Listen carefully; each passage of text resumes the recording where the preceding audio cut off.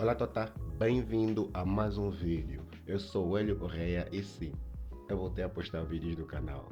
Como prometido no vídeo passado, eu voltei a gravar vídeos para o canal e se você não viu o vídeo passado, clica aqui em cima no card que é para visualizar o vídeo, depois volta para esse vídeo para continuar a história. Como eu disse no vídeo passado, estou a morar em Portugal há 3 anos e o meu processo de imigração foi bem tranquilo.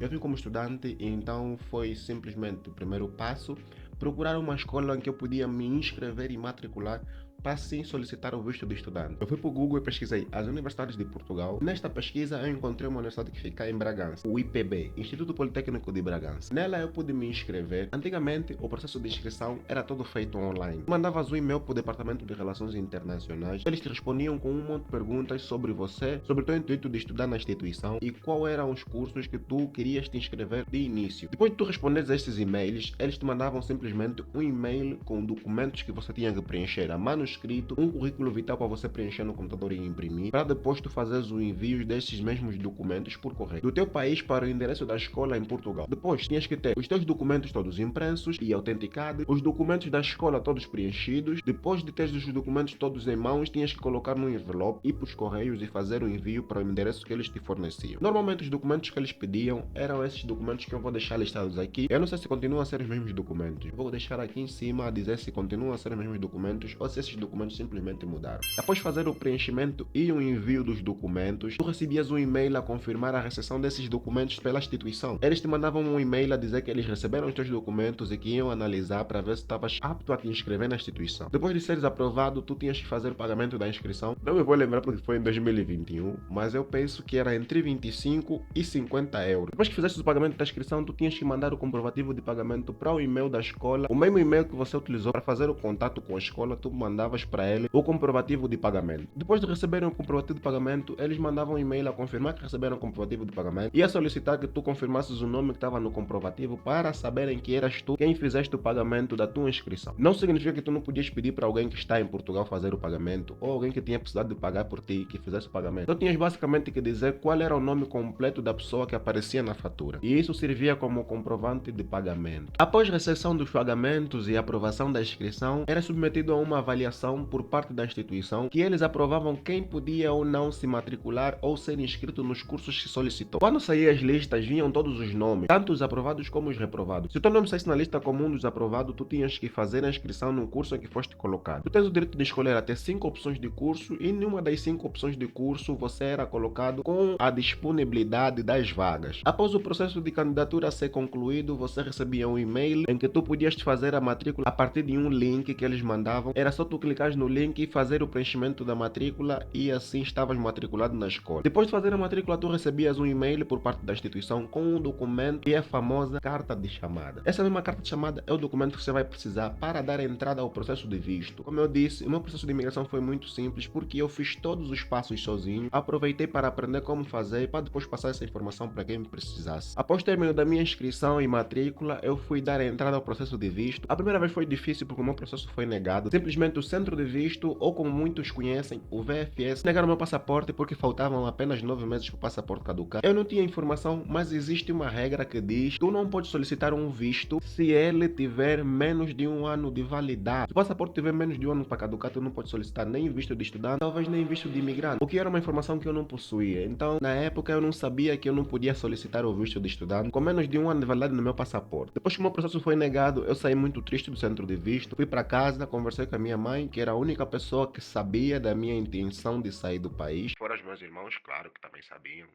Eles viviam comigo, então tinham que saber de alguma forma. Mas eu conversei com a minha mãe e expliquei a ela que eu não consegui dar a entrada do processo de visto. Começamos a correr atrás da renovação do passaporte, o que na época era muito complicado, porque não haviam materiais para a impressão dos passaportes e ficava meio difícil renovar o passaporte e receber a tempo. Para vocês terem noção, eu renovei meu passaporte em agosto e fui receber ele no final de outubro, ou seja, eu fiquei quase 2 meses parado à espera do passaporte, o que fez com que o meu processo demorasse um pouquinho para ser concluído. E depois de 1 mês eu recebi uma mensagem do centro de visto visto a dizer que o meu passaporte estava finalmente no centro de visto e eu podia ir levantá-lo para se verificar se o meu visto foi aprovado ou se foi negado. No dia 9 de novembro eu fui para o centro de visto com o cu na mão, porque eu não sabia se o meu visto foi aprovado ou negado, então eu estava muito apavorado. Para o meu espanto, depois que eu entrei no centro de visto, eu fui direto ao balcão e solicitei o meu passaporte. O jovem simplesmente abriu a última página do passaporte, mostrou que era a minha cara que estava lá para confirmar se era mesmo o meu passaporte. Depois que eu vi que era o meu passaporte, ele abriu a segunda página do passaporte e mostrou que tinha o visto lá. Eu não sei, mas naquele momento eu não tinha expressões faciais suficientes para mostrar o quanto eu estava feliz pelo visto ter sido aprovado. Depois que eu recebi o passaporte, eu só queria ligar para as pessoas que sabiam que eu estava a fazer o processo e falar que sim, o meu visto foi aprovado e que eu estava a poucos passos de sair de Angola. Eu tinha a passagem, tinha as malas prontas e faltava simplesmente a data da viagem. No dia 18 de novembro, às 23 horas, o meu voo saía e a parte mais difícil dessa viagem foi me despedir da minha família, que fez a questão de me levar até o aeroporto. Infelizmente, naquela época ainda se fazia sentir muito a pandemia. Era 2021 e meus familiares não puderam entrar no aeroporto comigo para me verem embarcar no avião e eles tiveram que ficar do lado de fora do aeroporto, o que fez com que fosse ainda mais difícil me despedir deles. Antes de entrar no avião, eu fui para a sala de embarque. Como eu tinha alguns amigos que sabiam que eu ia viajar, comecei a ligar para eles para me despedir e avisar que eu estava viajando naquele dia. Consegui me despedir de quem podia e o restante do pessoal foi descobrindo que eu tinha viajado alguns meses depois e muitos começaram a descobrir pelo vídeo passado, o que foi muito engraçado. Algo que ninguém te diz quando viaja é que quando você chega num país em que você vai, você fica com muito medo. E eu estava a morrer de medo porque no momento que as pessoas que descobriram que eu ia viajar começaram a conversar comigo, muitos diziam que eu não ia conseguir entrar no país, eu ia ser deportado, ou que a imigração ia me barrar por algum motivo e iam me deportar. Não sei o motivo das pessoas dizerem isso, simplesmente que quando você vai viajar, todo mundo que viajou uma vez ou saiu do país por uma vez ou duas ou alguma coisa parecida, vira um expert na matéria e quer te colocar medo. Simplesmente dizem que a imigração vai te mandar de volta. Eu fiquei com muito medo disso, até o ponto de eu chegar na imigração e o pessoal que trabalha na imigração simplesmente pedir os meus documentos e me dizer bem-vindo, podes entrar. Aí o medo passou todo, peguei a minha mala, saí do aeroporto e encontrei com a minha prima lá de fora do aeroporto. Primeiro é que eu não conhecia o país, segundo eu não conhecia a cidade em que eu estava, que eu aterrei em Lisboa, e terceiro eu nem sabia apanhar um autocarro, ainda mais um autocarro interprovincial, porque eu tinha que sair de Lisboa até Bragança, que era muito distante. São 7 horas de viagem, ou seja, eu fiz 14 horas de viagem até chegar à minha nova residência. O que ninguém te fala quando você vai viajar para um país da Europa em que as estações são muito presentes é que o frio mata. A cidade em que eu vivia, aqui em Bragança, faz muito frio, que é uma cidade do norte, e que no primeiro dia em que eu cheguei, eu tive uma noite de menos 8 graus. Eu venho de África, em que o máximo de frio que eu já peguei foram 12 graus. E eu simplesmente cheguei num país em que no inverno faz graus negativos, e na minha primeira noite no país eu já peguei menos 8 graus. Eu fui batizado logo à chegada. Então, uma das maiores dificuldades que eu tive na adaptação aqui no país, depois da imigração, foi, claro, o frio. Porque as cidades do norte são muito frias, e se você não se adaptar ao frio, você pode acabar por adoecer várias vezes. E nos primeiros meses eu tive que me adaptar, tive que gastar mais dinheiro com roupas de frio. Eu tive uma grande sorte porque na verdade eu aluguei um quarto em que tinha um aquecedor e esse aquecedor me fez aguentar muito bem o primeiro inverno, o que fez com que eu não morresse de frio no primeiro ano em que eu cheguei. Os primeiros meses foram frios, difíceis e foram muito complicados, mas depois de me adaptar ao sistema do frio e me adaptar ao sistema do país, eu comecei a correr atrás de fazer os documentos. Existem 3 documentos que você tem que fazer prioritariamente após você chegar em Portugal, que são o NIF, o número de contribuinte, o NICE, ou número de segurança social, e o número de UTN, que é o número de identificação de saúde. Só que existia um porém que ninguém me explicou quando eu vim para Portugal, que era, para tratar os documentos como o NIF e NICE, ou número de contribuinte e número de segurança social, tinhas que cumprir 2 critérios. Para o número de segurança social, tu tinhas que ter um contrato de trabalho para teres o número de segurança social. E para teres o contrato de trabalho, tu tinhas que ter um número de segurança social. Não podias ter um sem o outro. Tu, para tratares o número de contribuinte, tu tinhas que ter um representante fiscal que já tivesse residência em Portugal ou que fosse português. Eu não conhecia ninguém na cidade em que eu vivia, eu vim sozinho, na cidade em que eu vivia, morava sozinho, e eu não conhecia alguém que me pudesse ajudar nessa situação. E eu queria agradecer ao Belmiro, que é um grande amigo, que me ajudou a tratar o número de contribuinte e foi o meu representante fiscal, mesmo não me conhecendo totalmente. Ele me ajudou sem me cobrar nada. Meu irmão Belmiro, muito obrigado por essa ajuda e tu estás aqui no meu coração. E para tratar o número de segurança social, eu tive a grande sorte de conhecer o Austin, que é um amigo do meu irmão mais velho, que me adotou como irmão mais novo também aqui em Portugal, e me ajudou com informações cruciais, informações de extrema importância para que eu pudesse tratar o número de segurança social. Me disse que depois de tratar o NIF eu podia ir às finanças, solicitar uma abertura de atividades, ou seja, como como trabalhador independente e depois com o documento de abertura de atividade eu podia ir para a Segurança Social tratar o número de Segurança Social. E resultou. Muito obrigado, Austin. Sem ti eu não teria feito o número de Segurança Social e não teria um trabalho com contrato até hoje. Depois de tratar os documentos, eu fui tratar uma conta bancária. Por ter vindo como estudante, eu tive a sorte de ter uma conta estudante que eu não pagava impostos nenhum, nem manutenção de conta, nem nada do gênero. É um banco que tem convênio com a instituição. Eles têm uma agência aberta dentro da instituição em que tu podes abrir a conta sem custos e com vários benefícios. Nisso eu fiz a minha abertura de conta e tenho a conta até hoje aberta. Pronto, o meu processo de imigração, como eu disse, foi muito simples, foi corrido, mas foi muito simples. Fiz todos os passos sozinho, tive ajuda importante de grandes amigos em Portugal. Isso me fez estar onde eu estou hoje. Quando tu vens com visto de estudante, tu tens o direito de solicitar a residência de estudante logo após a tua chegada em Portugal. E o meu visto já veio com agendamento feito, o que simplesmente facilitou muito o meu processo. A solicitação da residência que tu faz dá-te direito a um título de residência, que serve para os imigrantes como um bilhete de identidade, que tu podes usar para te deslocar pelos países da Europa. Podes voltar para o teu país e entrar em Portugal sem solicitar um novo visto, apresentando apenas o documento que serve como teu passaporte de imigração, juntamente com teu passaporte de nacionalidade. Depois de ter os documentos, depois de ter a residência e depois de tratar tudo o que eu tinha que tratar, eu comecei a procurar emprego. Mas claro, isso é tema para um próximo vídeo.